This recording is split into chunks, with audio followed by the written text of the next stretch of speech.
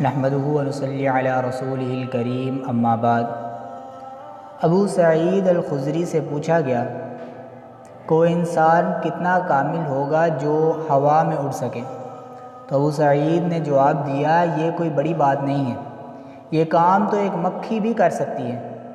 پھر پوچھا گیا اگر کوئی انسان پانی پر چل سکے تو آپ کی رائے کیا ہے؟ فرمایا یہ بھی کوئی خاص بات نہیں ہے، کیونکہ لکڑی کا ایک ٹکڑا بھی پانی پر تیر سکتا ہے۔ پھر پوچھا گیا تو پھر آپ کے اندازے کے مطابق کامل کون ہے؟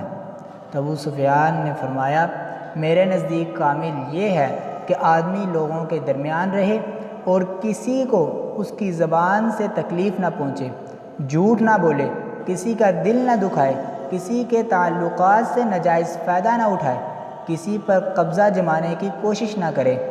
یہی اصل کمال ہے۔ ضروری نہیں کہ ہم ایک دوسرے کو خوش کریں، بس اتنا کافی ہے کہ کسی کو نقصان نہ پہنچائیں۔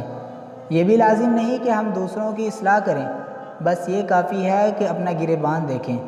نہ یہ ضروری ہے کہ ہم سب ایک دوسرے سے محبت کریں، مگر اتنا ضروری ہے کہ ایک دوسرے کے دشمن نہ بنیں۔